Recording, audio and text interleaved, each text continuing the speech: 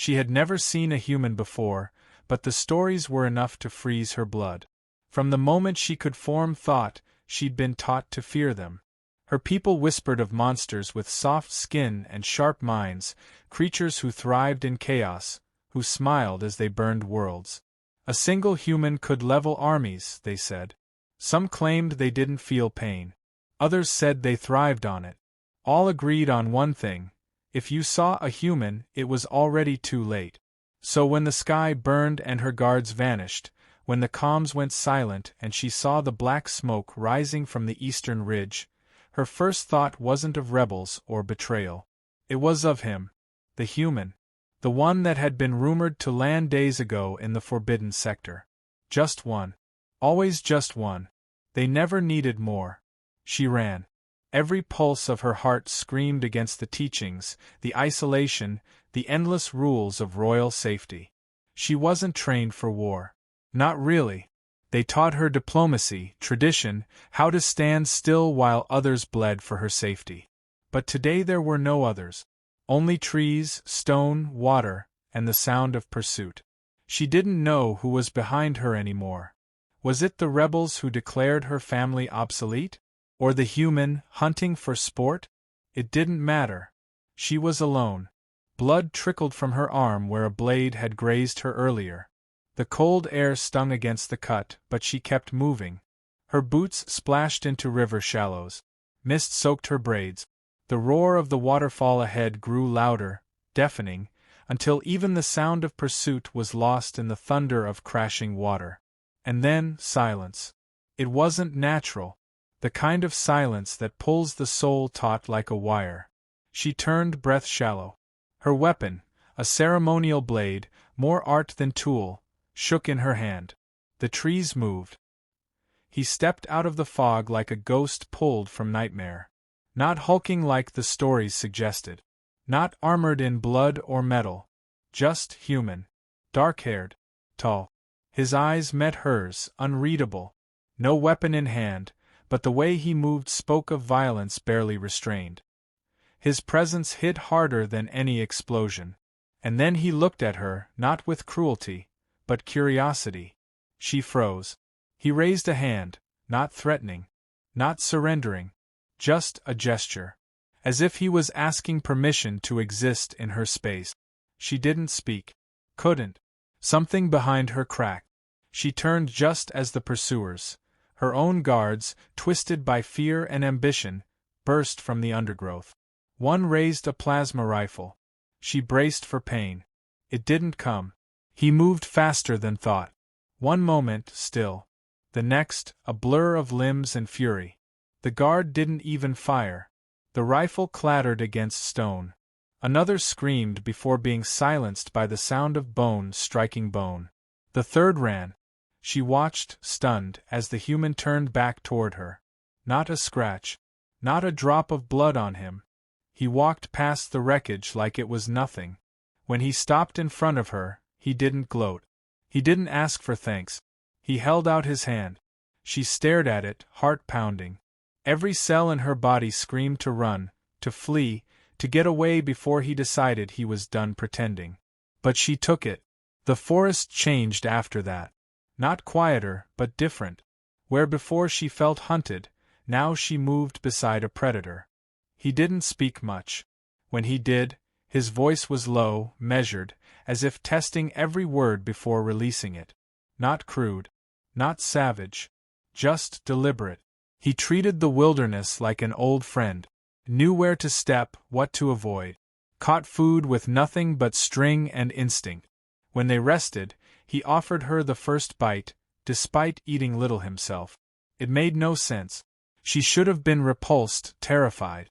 But every time she tried to summon fear, she found only confusion.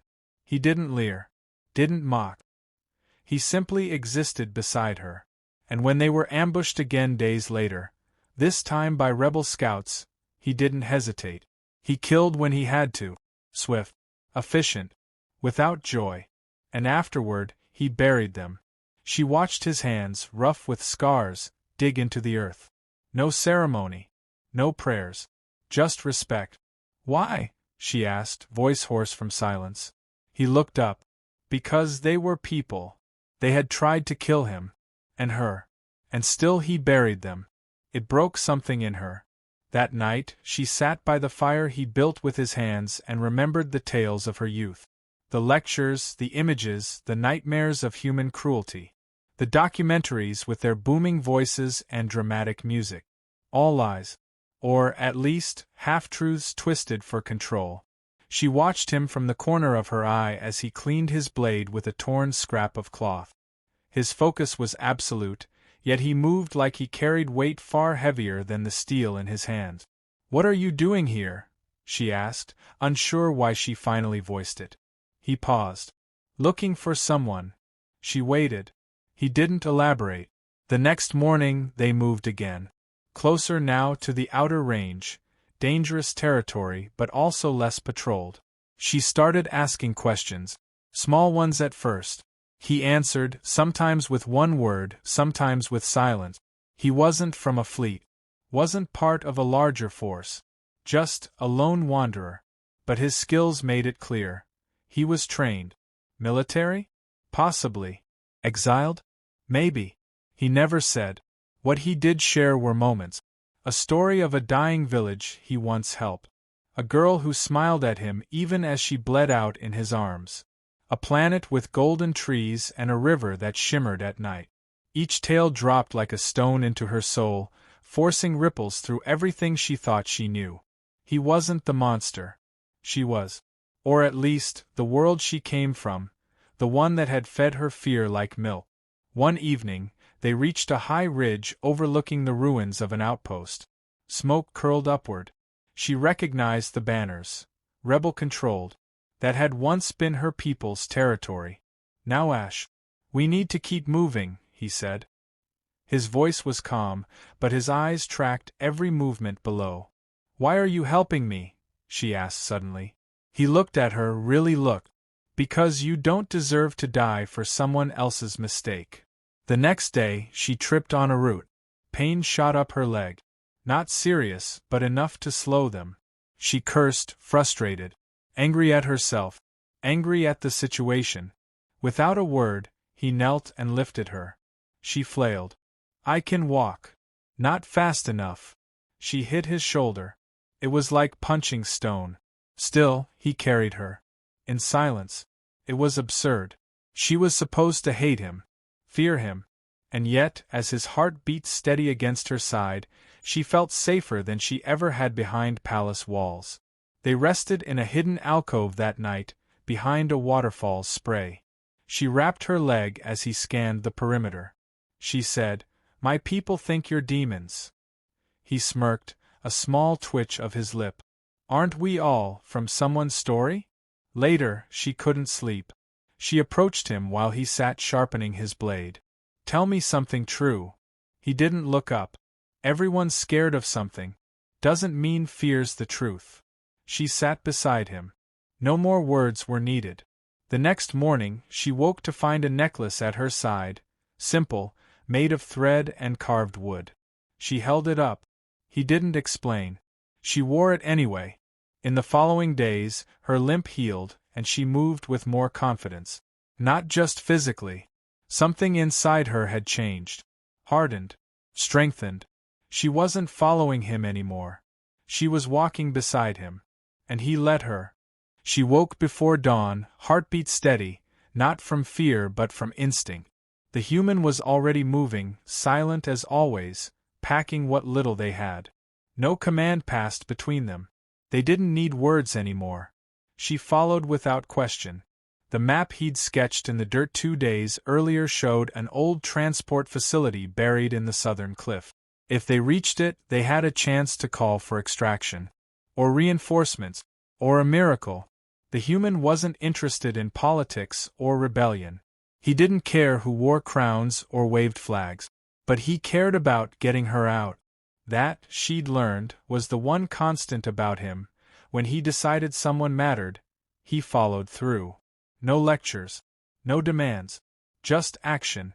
They moved along the cliffs, avoiding open sky. Drones buzzed in the distance.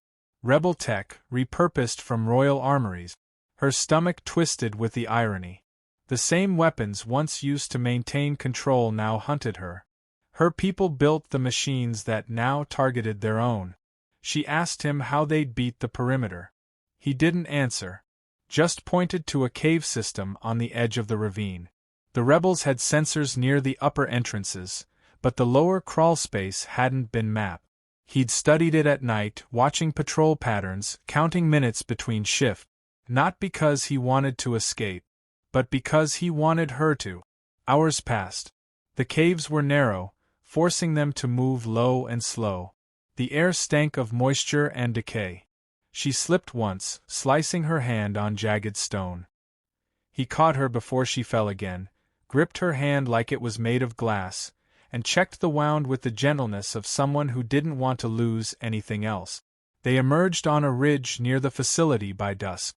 It was worse than she remembered. Half collapsed, covered in debris. Old banners fluttered from broken antennae. The entry platform was scorched, signs of a recent firefight. He studied the wreckage, frowning. She recognized the look. It meant trouble. "We're not alone," he said. Rebel squads were still clearing the site. 2 armored transports. At least a dozen fighters, maybe more. She scanned the perimeter. A frontal assault would be suicide. Stealth wasn't an option. They had no explosives, no backup. "We wait?" she asked. He shook his head. "Distraction," he said. He pointed to the fuel lines running beneath the landing zone. Ancient. Unstable. One spark and the rebels would scatter. "But we'd be buried too," she said. "I'll handle it," he replied. She grabbed his wrist.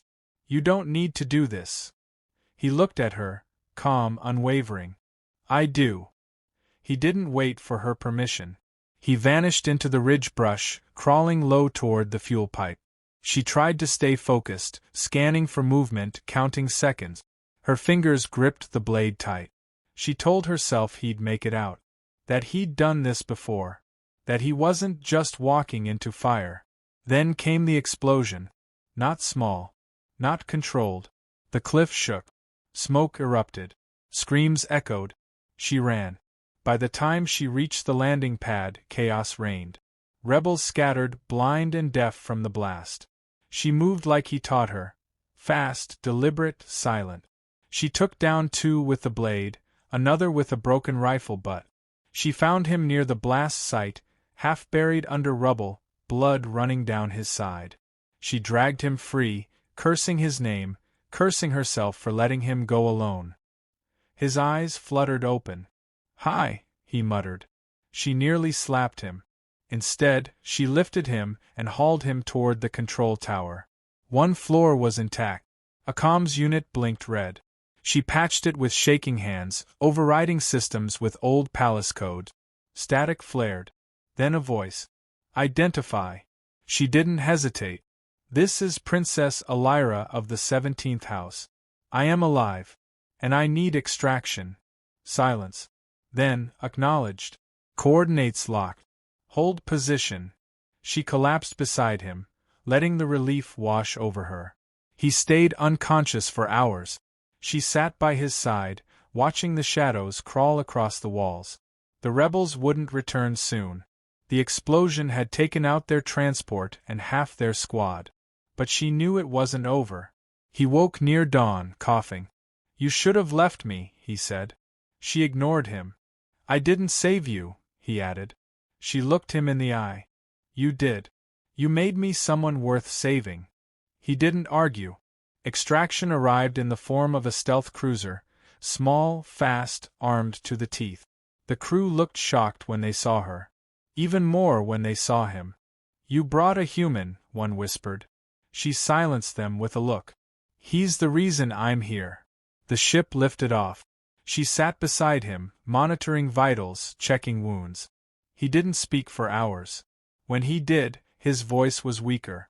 "You've changed. So have you. I never wanted to get involved. I never wanted to trust a human." They both understood what wasn't being said. The cruiser brought them to the Sky Bastion, a high orbital station still loyal to her family. News of her survival spread like wildfire. The council convened. A power struggle began within hours.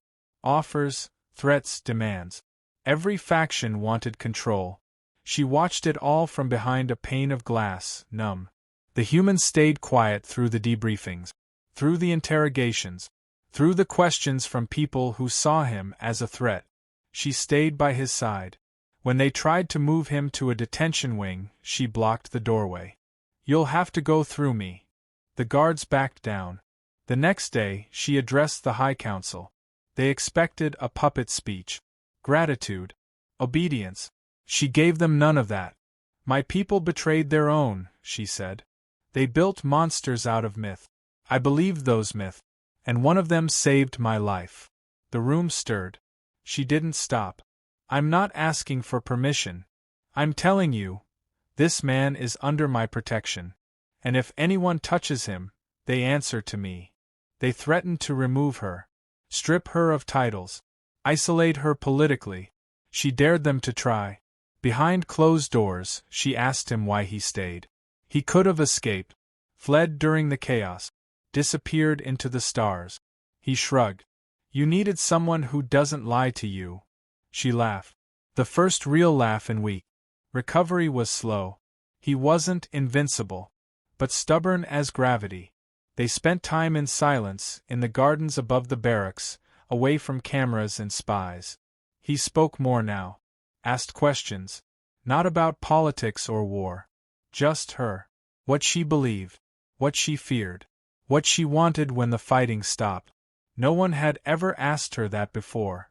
She didn't know how to answer. But the more he asked, the more she wondered if peace was possible. Not globally. Not universally. Just here, in the space between them. The council didn't like it. Rumors spread. That she'd been compromised. That he was manipulating her. That she'd fallen victim to human influence. She didn't care. When another assassination attempt failed, poison, this time, he was the one who found the tampered cup before she took a sip. He didn't gloat. He didn't scold. He just stood by the window and said, "You're not safe here." She nodded. "I know." He made preparations, not for retreat but for a strike.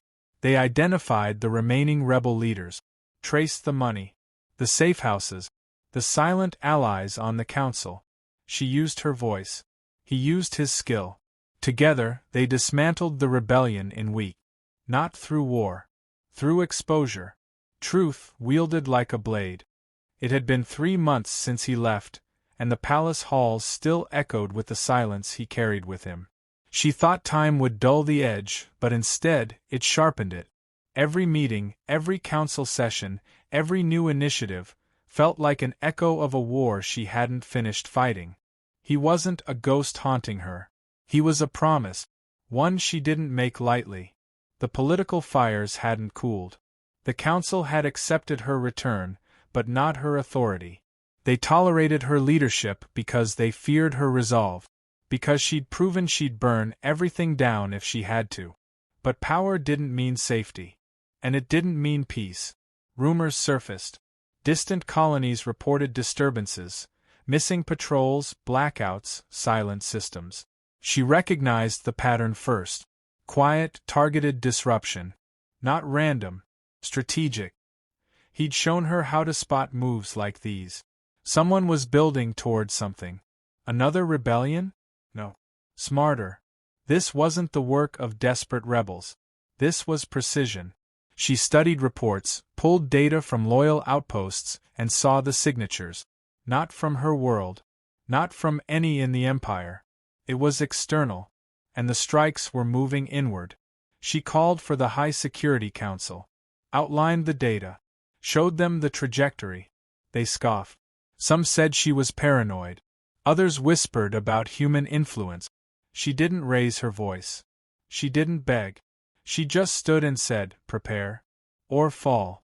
Then she walked out. Within a week, the first planet went dark. Not destroyed, emptied.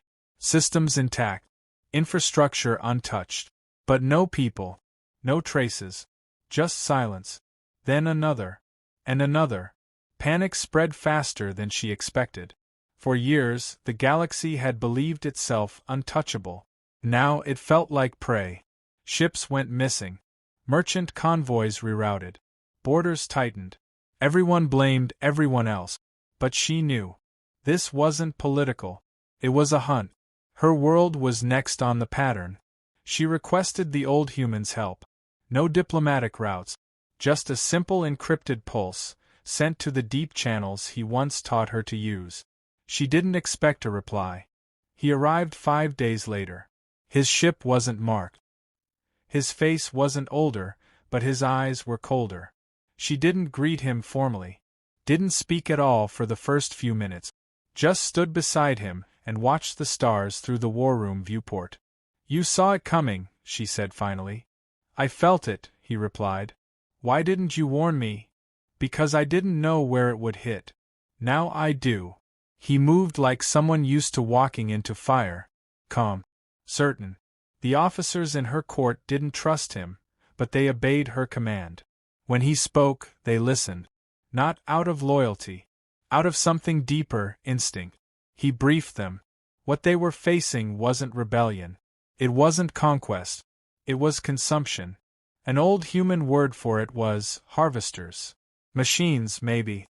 Sentience unknown.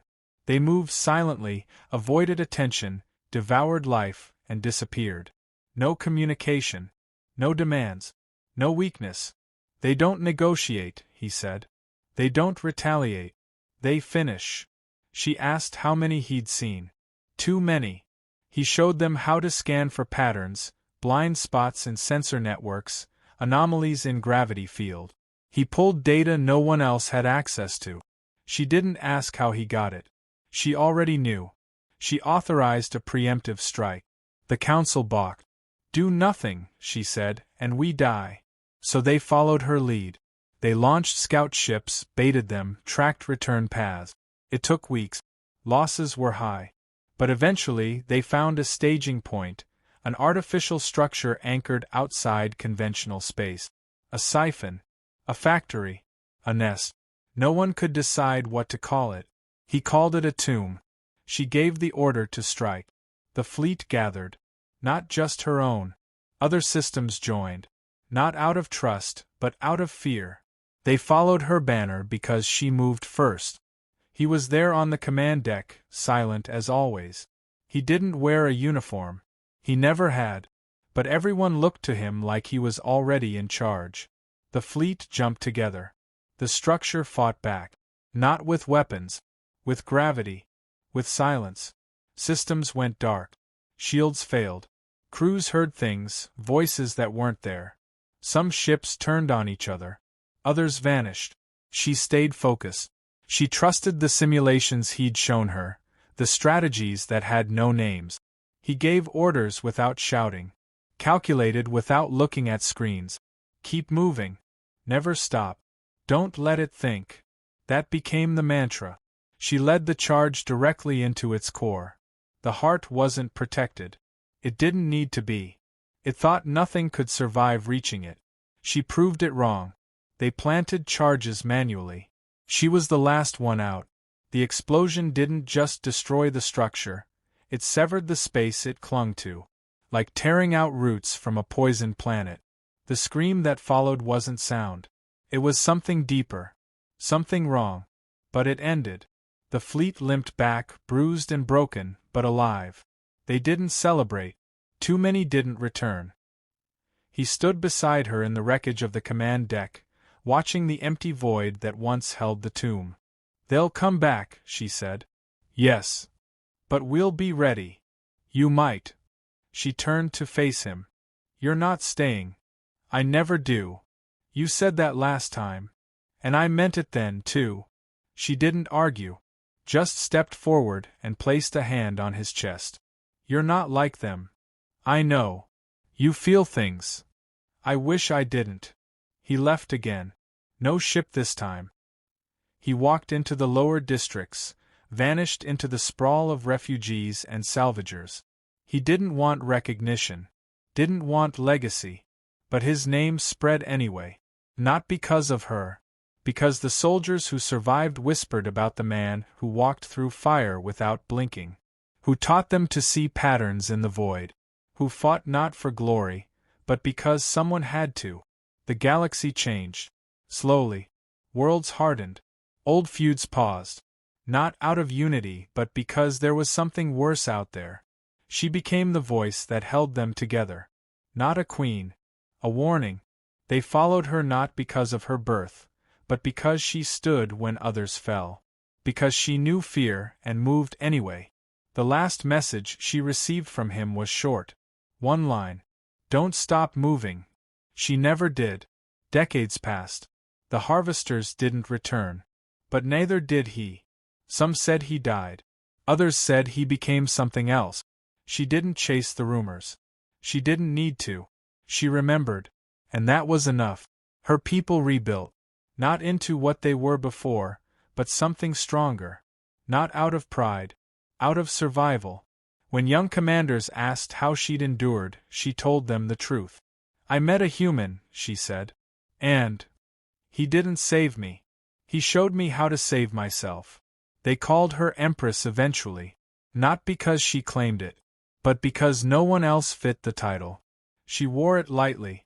And when she stood beneath the stars, looking toward the edge of known space, she still listened for the echo of boots on stone, the low voice that said things without needing to be said. She never heard it again. But she kept walking.